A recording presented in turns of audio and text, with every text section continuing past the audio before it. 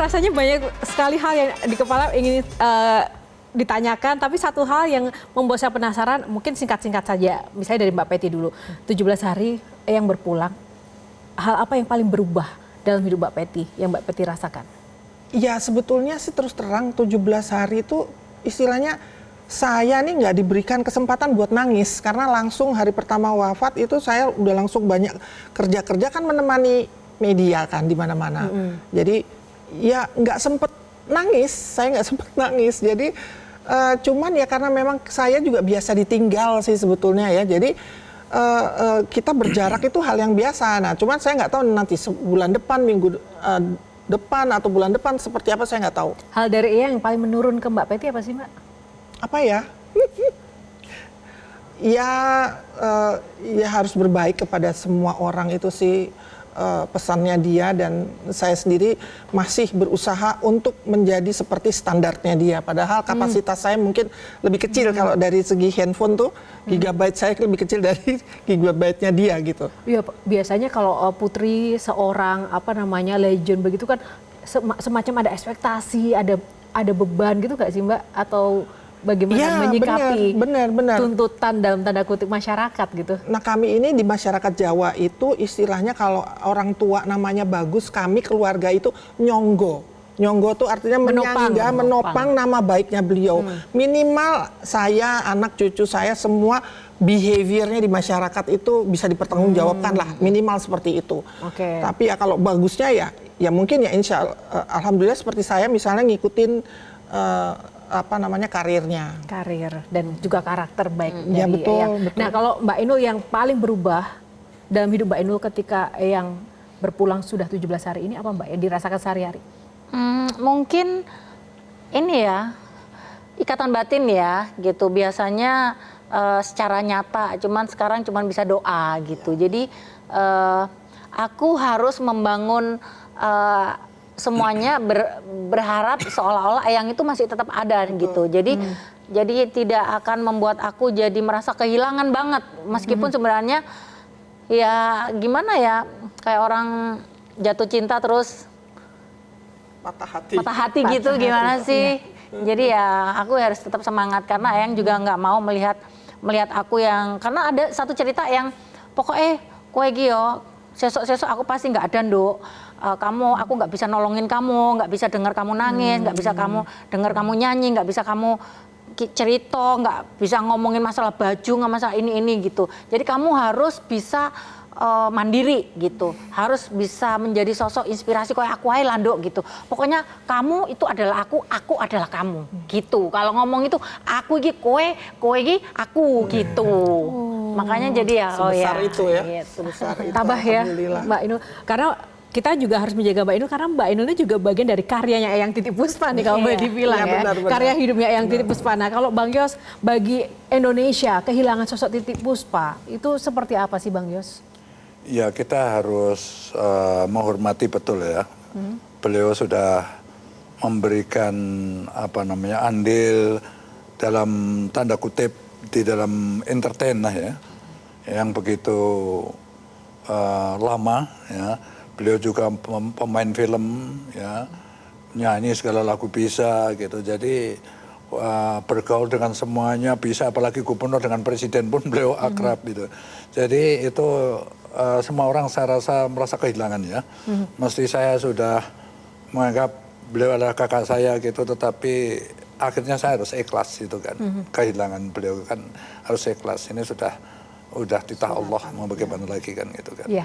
Tentu saja yang terbaik, legacy terbaik yang Titi juga selalu kita jaga, dan kenapa malam ini juga kita memperingati Hari Kartini, kita mengangkatnya yang Titi gitu kan. Padahal beliau sudah tiada, tapi kasih sayang dan juga karyanya itu masih hangat di dalam dada. Jadi itu bagian dari yang memang menjadi apresiasi terbesar salah satunya untuk yang Titi melalui malam ini. Nah, kalau dari musika apa Mas Arlan pesan dari Ibu Acin untuk Eyang Titi, untuk keluarga, bahkan untuk generasi penerus melalui musika? Ada nggak sih yang disampaikan oleh Bu Acin? Ya, yang pasti Ibu Acin dan juga tentunya musika merasa semakin sadar tentunya bahwa Eyang Titi itu meninggalkan legacy yang begitu besar untuk industri musik Indonesia.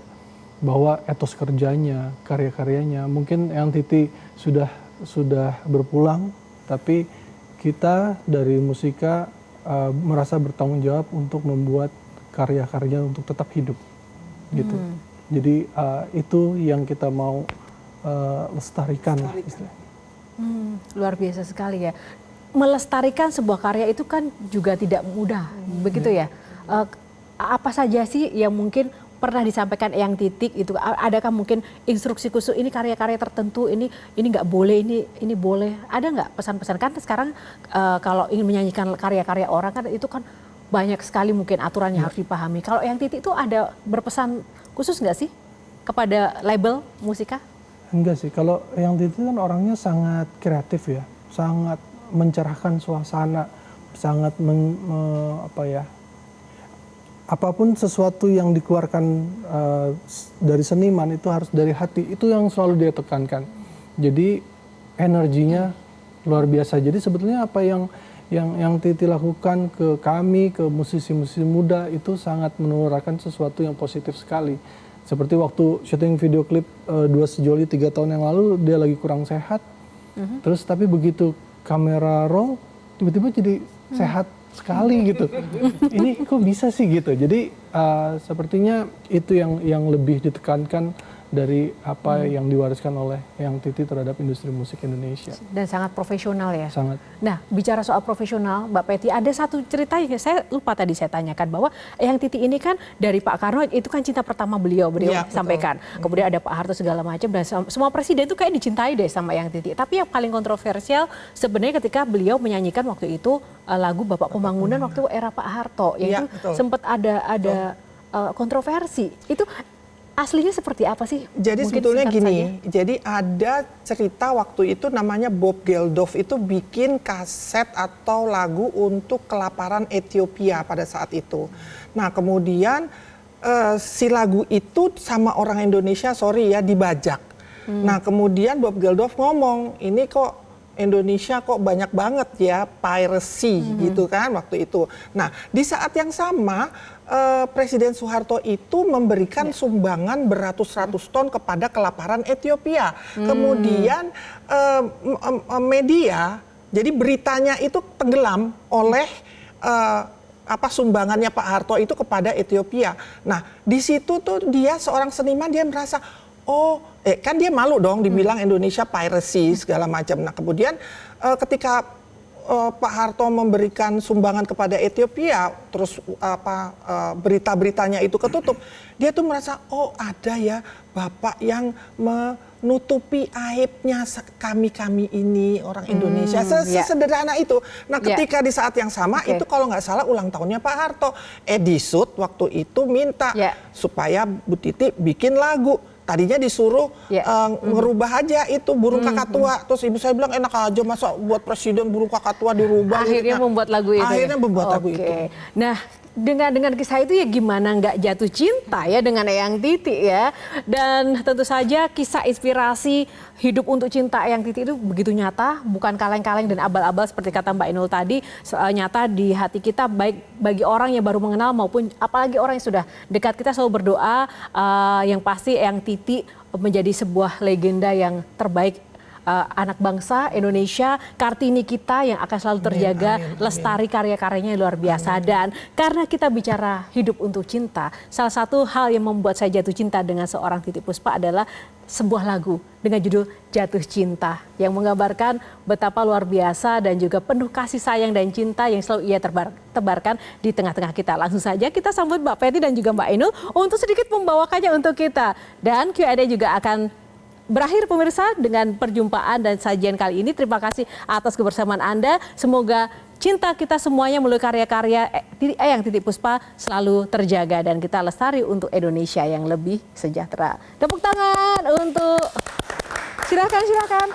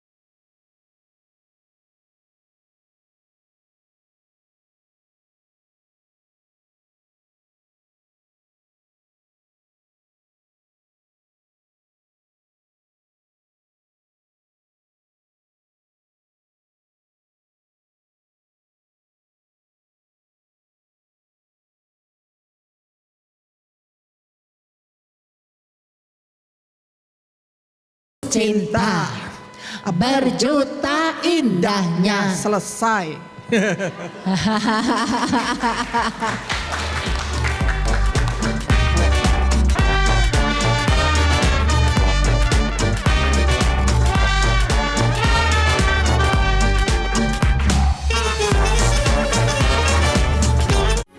Metro TV.